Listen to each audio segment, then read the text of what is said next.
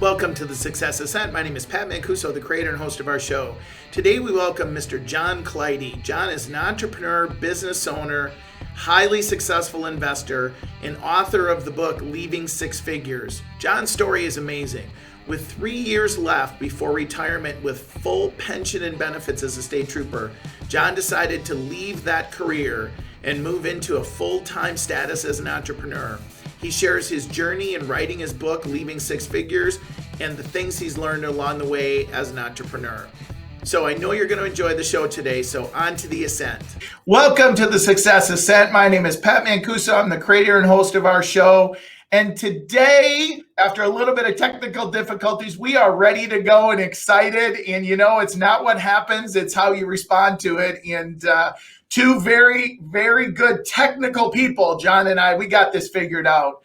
So we're excited that you're here today. And I want to do a proper introduction to somebody who, for me, we've had a great relationship for a number of years, worked together. And he recently wrote a book, which I'm really excited about. He's an amazing leader. So let me tell you about John Clidy.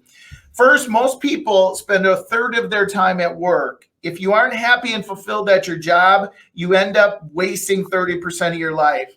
John Clidy did not want to be a part of a statistic. So he took his own life into his own hands. His happiness and his family were core to this decision. So he left a full-time, I'm going to say highly secure position to come into real estate. And so he did. He's been highly successful. We're going to talk about all of his accolades here in just a second. And he wrote a book about that journey. And so we're really excited to talk to John today about this. John's an operating principal with Keller Realty in Washington Township. He also has a significant leadership position in Keller Williams, both regionally and across the country. He's a real estate investor who's flipped more than 100 homes and holds over $7 million in real estate assets. And the John Clidy Group has sold 3,000 homes since 1999. So I am excited to welcome John Clidy to the show. Hey, John. Hey, man. How are you? I am doing wonderful, wonderful. Thanks for being here today. So I always have fun with my guest, John, and I say, okay, that's what was on paper. That's the John on paper. Let's start with who's the real John? Like, tell us some good stuff about John. You know, it's funny you say that. I guess you look at what your family says about you, right? So what my wife and kids say about me is I'm this goofy, quiet guy that once in a while pops up with something really funny or creative. And, I'm definitely a homebody. And, I become enamored with leadership. And I would say that's been like my one thing, like, if there's anything that all the things you said earlier kind of resonate with me is leadership. Like even as a police officer or state trooper, as a football player, as a mega, as a OP, as a division leader, as a social equity leader, all these things, to me, it just says leadership. And that's what I'm excited about now more than anything, leading people, helping people, serving people. That's fun. And then that includes my family. It includes my friends and my relationships as well. Well, John, you've had an amazing journey, and you mentioned that you were a police officer and you were a state trooper for a number of years, and then what really started your career in real estate was you made a significant decision, which most people would have went, that's crazy. So tell us about that decision that started this journey of success. Yeah, some people become a state trooper, police officer because their grandfather and uncle and cousin did it, and it was like that, that kind of lineage. For me, it was just really like it was like a great job. I was athletic, and they said I heard $50,000 salary. I was like, this is cool, and then and this is back in the early '90s, making $50,000. I knew there was attorneys starting off with that. And I was like, this is really good. And then I think I forgot the part that says you can get killed. I don't think I remembered that part, and then you get into it. And, I had a lot of success early on. I was like, the golden child, they call it. And, I got, every time I put in for a position, I got it. And I was nominated for Trooper of the Year. I think back in 2000, I was writing tickets like some machine and having big seizures and drug seizures and all that stuff. And then what hit me, I forgot exactly what it was, but it's a couple of things. Number one, I remember seeing so many people getting divorced. And I know it sounds weird to even think like that, but I was just like, man, like a job's so good. I see so many people struggling, either divorce or, paying alimony and all this like stuff. And then I kept hearing people talking about retirement a lot. I'm like, man, you got like 10 years left and that's all you're talking about is retirement, and that environment I was part of, I was almost feeling myself like, man, like I worked so hard for this position. I went 6 months in the academy living there, and like 10,000 people applied for it. And I was one of like, 200 that made it. And, I was feeling like I should be grateful. But then when I go to work, I felt not so grateful. And that struggle between the two kept kind of clashing together for me, and that's kind of when I wrote the book, was really that journey, because, I found out after the fact, so many people felt like that, because it was almost like the 4-minute mile, Right. When I did it, now all of a sudden I heard like all these young guys were leaving like with 10 years and 8 years on. Yeah. I waited 17 to do it. Who's So you made the decision to retire 3 years short of full pension, correct? Yeah, I actually didn't get it. I really resigned, if you think about it. Wow. Yeah, so I didn't get it. Now I get it when I'm 55 and I get a smaller percentage, but again, all those years, I left in 2014, and I'll be 55 in 2026, 2025, something like that. Yeah, so, we don't want to talk about that. Whatever that is. So let me ask you a question on that journey. By the way, I have to thank you publicly.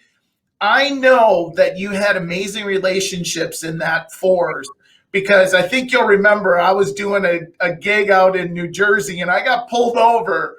And I knew I had a friend when I mentioned your name, and they said, "Oh my gosh, John is amazing." In fact, and he went on for 5 minutes. I never did get a ticket. Thank you so much. However, I did get a stern warning, even though I knew you. So, so you had great relationships. So tell me, in that journey of being a police officer, what did you take away that you applied when you left that you think has really helped you in this journey that you've been on of success? I think my parents had something to do with it, and I think they accented it. I think it was the professionalism. My parents and my dad was really good at being a professional. The way he treated my mom, the way he treated customers, the way he did, everything he did, the way my mom treated people. So, and the police, you state trooper, I mean, you're held to a different standard, right? You're held to the highest standard. So I think that helped me. I also learned that leadership is, I don't want to say lonely. I want to say that it's what you do when people are not watching, right? Matters, because, there's so many things that troopers and police officers do that don't, you see all the things that happen publicly, the bad things, but there's so many things that you do that help so many people behind the scenes. It's just insane, right? I mean, the things you do. And that's the same in business, right? There's the little things you do and the people you help, and there's relationships you create that really, for me, just have been amazing. I mean, they come back to you twofold. And I think those lessons that, how relationships matters, how you treat people matter, being a professional. And then obviously I work shift work. So I learned how to really work, probably too much, but I would work midnights and then get a couple hours sleep and go to real estate. So I learned how to really leverage my calendar, because I had to. I was minus 40 to 50 hours a week, so I had to be very disciplined to my calendar, knowing that when I got off a certain shift, whenever it was, I worked three different models, so I had to know what model I was working that month and fill in the blanks with my real estate business and my investment business. And, I had to be that strategic, because if I wasn't, customer service would go down. Maybe I missed something on a flip that could cost me money, whatever that case may be. So I had to be very, very disciplined in my calendar because of the roles I played.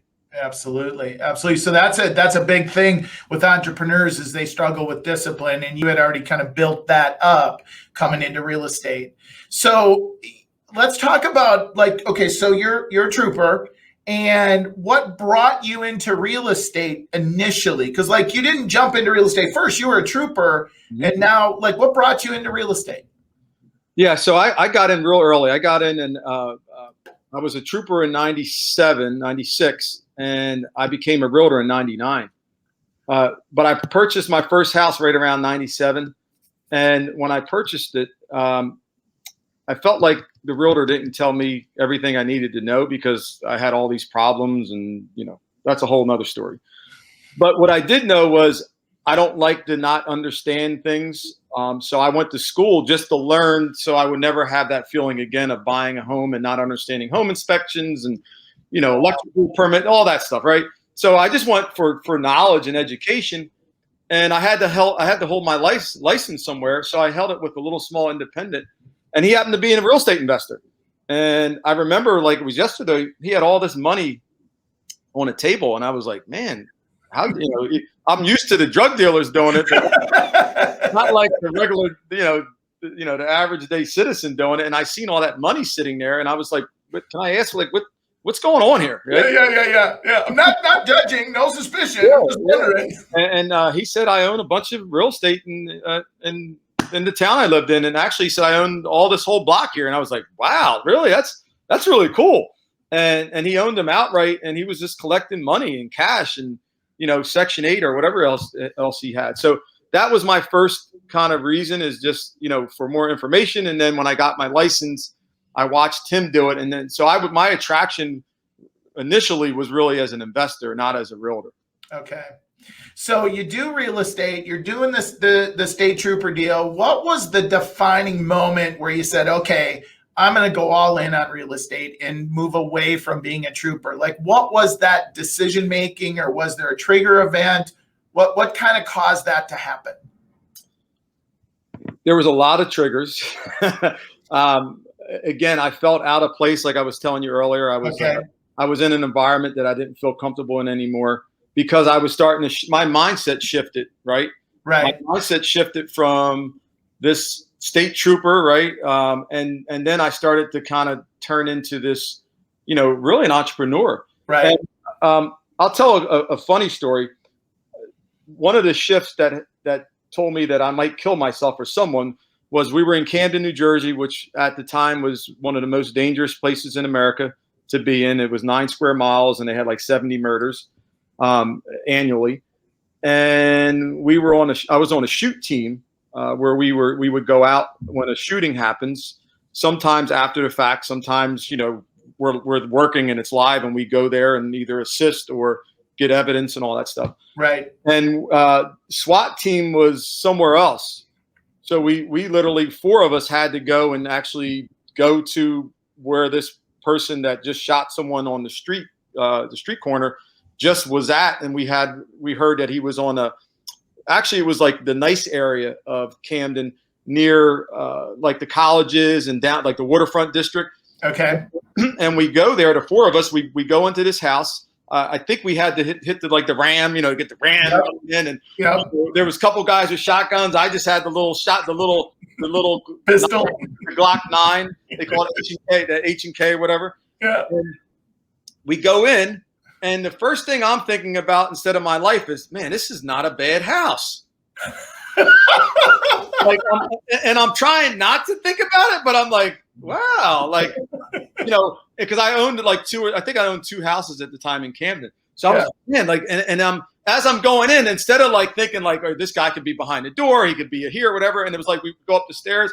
I'm like, I see mail and junk, but I'm seeing mail, mortgage type stuff, and things that I could find out more information about it. Oh, funny. So instead of worrying about where the perp is, I'm sitting there trying to figure out how I can find more information about the house. And I remember one of my partners was like, yo, dude, what are you doing? I'm like, oh, no big deal. I'm just, I'm just trying to check it out real quick. And he's like, I got like the gun in this hand and I'm kind of like here. And, he was like, Clidy, you got to focus on this. And at that moment, I think not that moment, but after that, I was like, you know what? I'm going to get myself killed or someone killed because my mind is no longer focused there. Right. And that was probably the first, and I left probably 10 years after that. But that was probably the first time where I was like, I might have to think about this one, because I afterwards I'm thinking like that was stupid.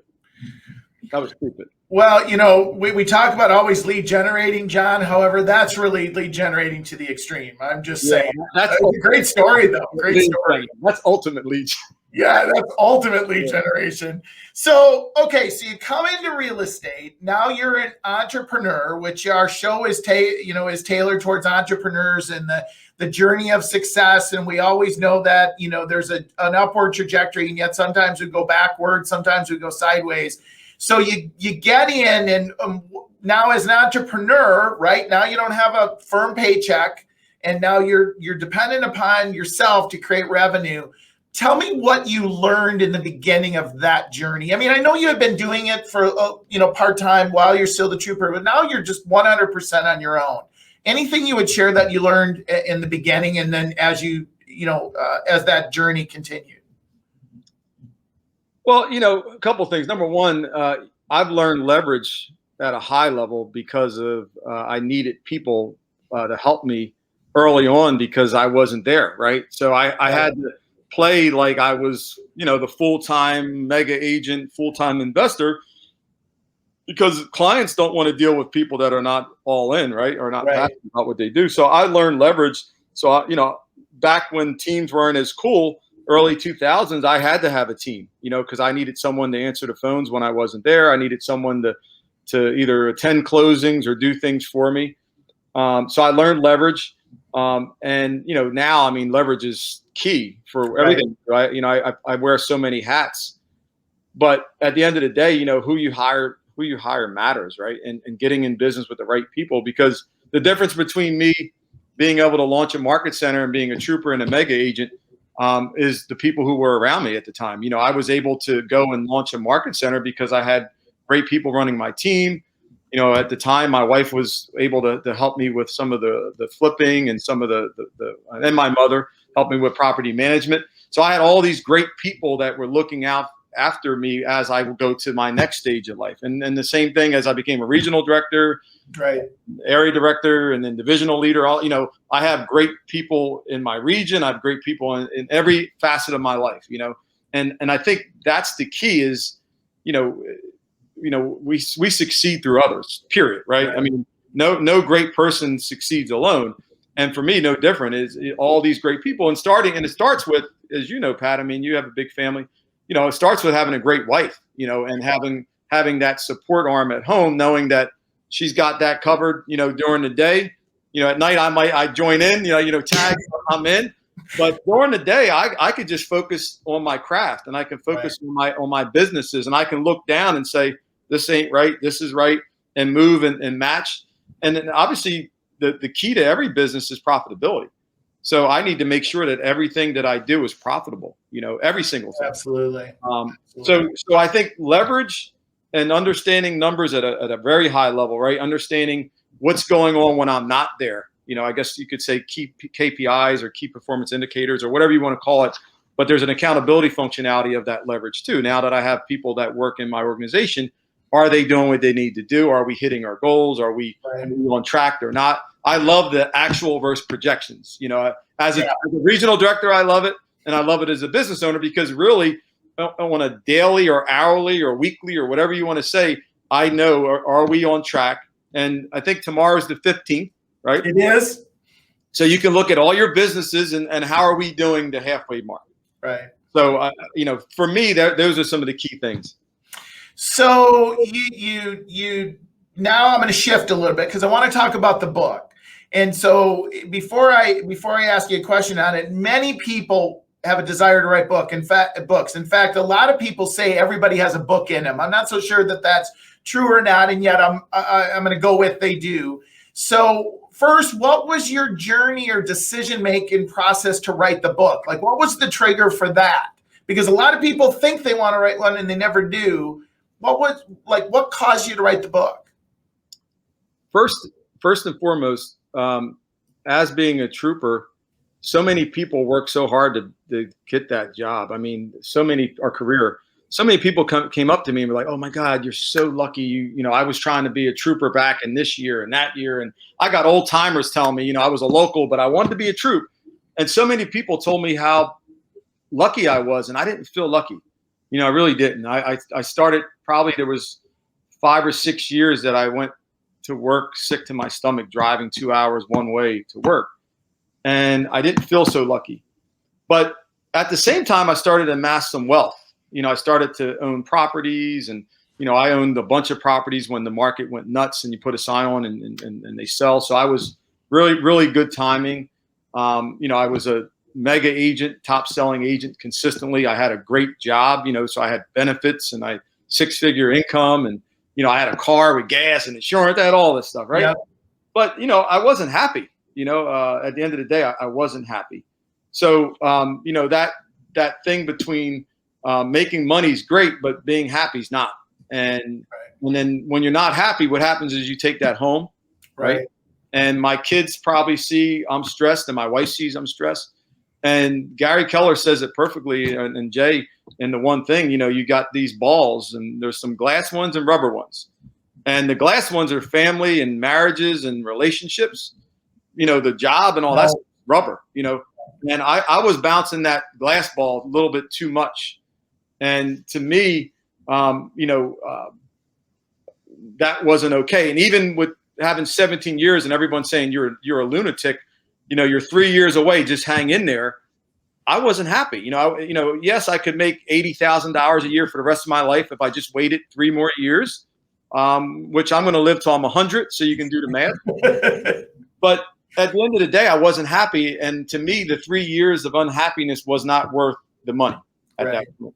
Right. So the book really tells that journey, because so many people are not happy. I mean, people come up to me now, and I'm just so elated that I wrote it, because not just cops, but I'm talking school teachers. I'm talking people that are in a bad marriage and don't have enough money to leave it, because the book really gives a plan and a thought. And listen, it's not perfect, but it is a plan and a thought, and it is my journey. You know, to start off with my dad, you know, not knowing how to read or write, and learning from like reading Jet magazines and Ebony, and was locked up in the 60s for armed robbery, for armed assault, you know, and to see his journey go from that to being a really successful businessman in the community, and having 2 good kids. I mean, my brother's doing really well today, and I think I'm doing okay as well. Yeah. And you know, that's life, that's legacy changing, because if he stayed on that path where he was, right,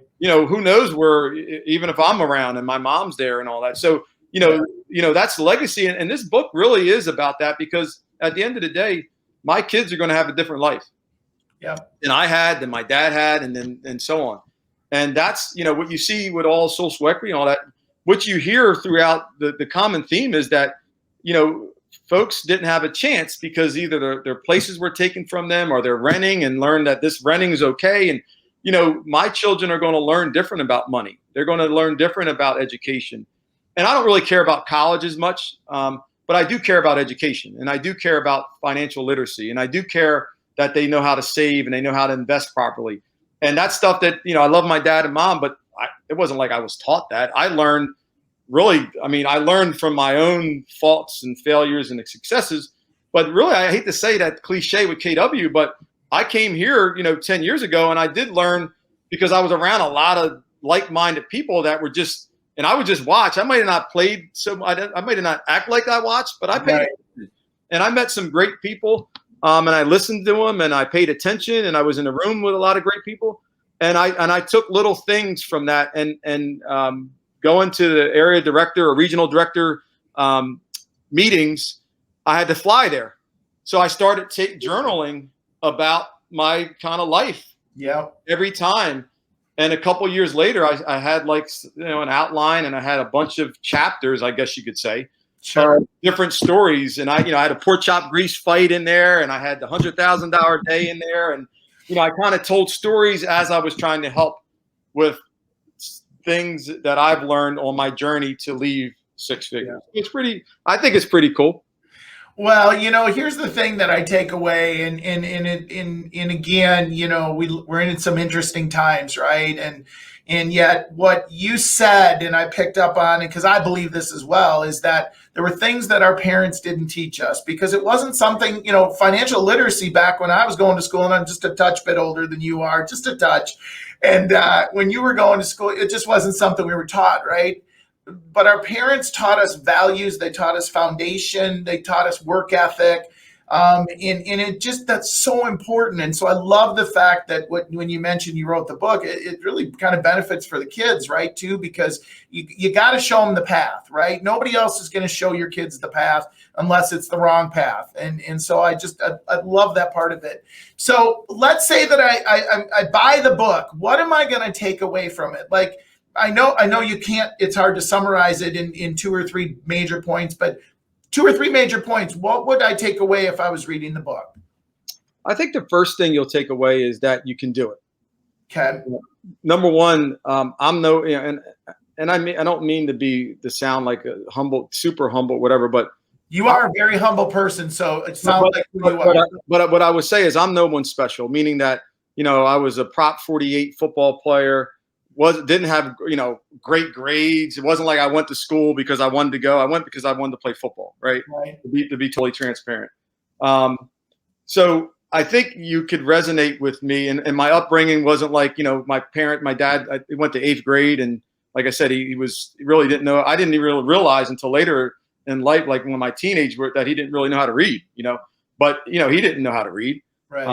And my mom, she graduated high school, but not like, like college and all that. So it wasn't like we grew up like, oh my God, you got to go to college. You got to do this. But they did teach us how to be good human beings and how to be respectful.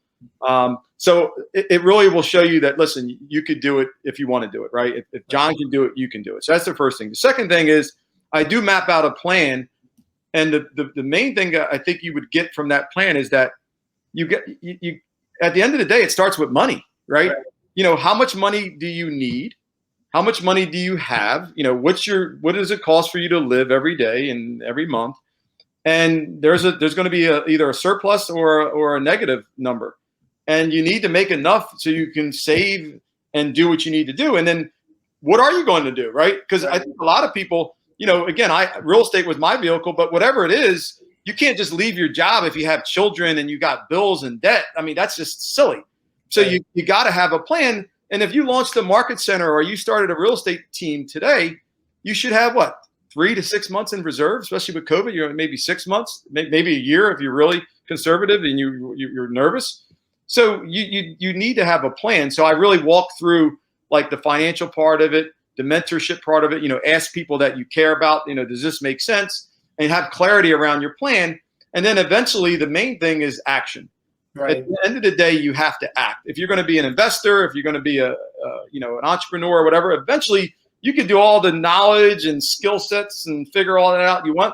Eventually you need to act. Right. And if you fail, okay, right, there's your learning lesson. So that's I walk through a lot of those things, and I call it a WOOK. It's a working book because you can have a little note section, and I give you some chance to write some things down. At least it gives you a something to kind of, when you're sitting there, to kind of write some notes in and start figuring out what your plan is. So I think it's a pretty good action item type book as well. And you called it a what? A WOOK. A WOOK. A WOOK. That's something new. I've not heard that. You should coin that, right? You should coin that. Yeah. So the title of the book, and I had scrolled it there, I'll scroll it again, is leavingsixfigures.com. And so John, let's shift gears a little bit. In your journey, on your success journey, you've probably received good advice. Tell us the best advice that you've ever received that you can recall that you hopefully followed. The best advice I ever received, and there was a couple things, but the thing that I think is good for this type of show is the money advice. And I want to say it was probably 10 years ago, right before I joined KW. The one thing I was really good at, Pat, was making money. The thing I was bad at was keeping it. Yeah. meaning that understanding taxes, understanding 1031 exchanges, just understanding money. So the first thing that happened, someone told me, and I forgot who it was, and I'm upset about that because I want to give them credit. But someone told me, said, John, you should do this. I want you to take a notepad, whether it be a little one or a big one. I have my, this is my like planner, but I had like a little smaller one, and everything you spend for the next 30 days, I don't care if it's a protein bar, a bottle of water, I want you to write it down. And I want your wife, to do it as well. So you can figure out how much it costs you to live every month. Right. And when I did that, I was like, oh my God. Number one, I didn't know what milk cost of bread, which is crazy, but I didn't understand. I didn't know any of that stuff. I didn't know that you can go to pharmacy and spend a couple hundred, like it's like going, and obviously I have 4 children. So, and they got big hair. So it's like 80 pounds of conditioner and all this other stuff. I wasn't really realizing the amount of money it costs to live. Listen, like everybody, I had the big house, the nice cars, and the shore house and all that stuff. And it added up. And that was like, man, like this is a lot of money, that I have to make to live every day. And that was the eye-opening thing, that I had to understand money at a much higher level. And then I started getting addicted to reading books, the Kiyosaki books. And, I'm rereading the Cash Flow Quadrant for like the 3rd time. And, just understanding money was the best advice I could have. But that little exercise really helped me, because now I'm like, and I tell people all the time, like, and I don't care if it's the book club or anybody, we all should understand how much it costs for us, our lifestyle, period. Absolutely. Absolutely. And it's not, people think sometimes, successful people talk about money and they think it's all about the money. And I really look at it, it's not about the money. It's about the freedom and the choices that are different because you have money, because you choose to earn it. And it's not just about the cars or the house. It's about the other lives you can impact, right? Because you can only impact lives with so much time, and you run out of time, where money is leverage, right? Again, money is leverage. We talked about leverage earlier. So let's flip that upside down, as I always love to do on the show, and say, what's the absolute worst advice that you were ever given that hopefully you didn't follow? Not to leave the state police. I mean, yeah. I would say if I asked 100 people, 95 said, don't you dare go. For 3 years, just hang on for 3 years. Hang on for 3 years and get that paycheck. And I contemplated it. I was just like, am I being selfish? I would go to bed and look at my wife, when she sleeps. She probably thinks I'm like a lunatic, and I go and look at my kids, and, you pray on it and you're like, am I doing the right thing here? Am I screwing them over here?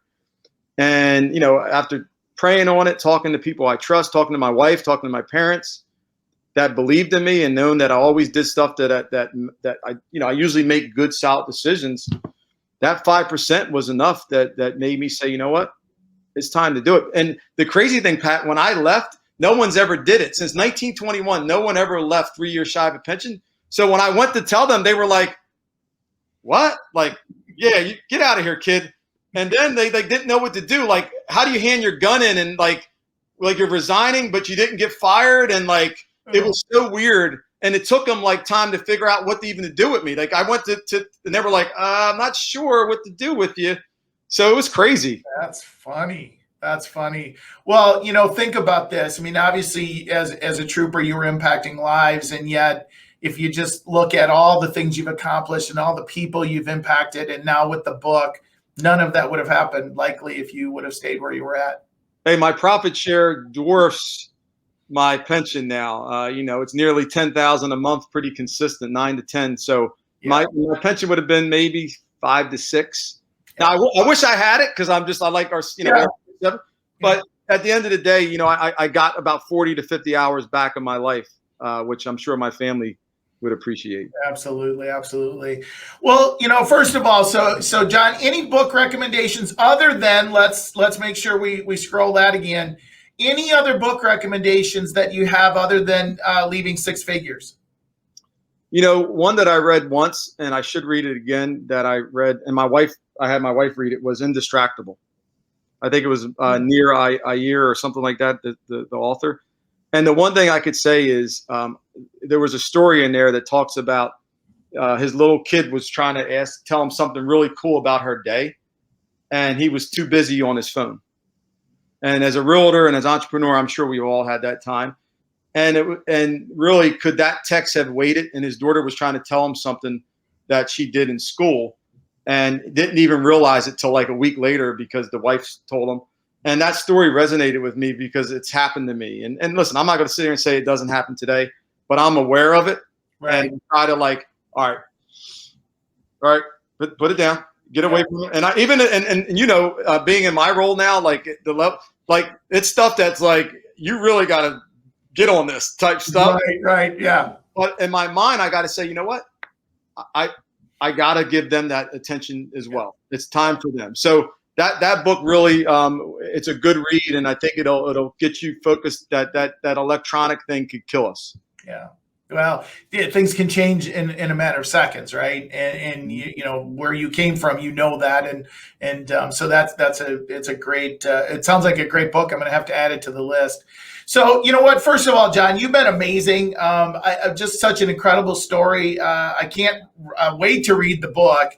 And so first, before you go, I'm going to ask you one final thought, and yet I'm going to do a little housekeeping here.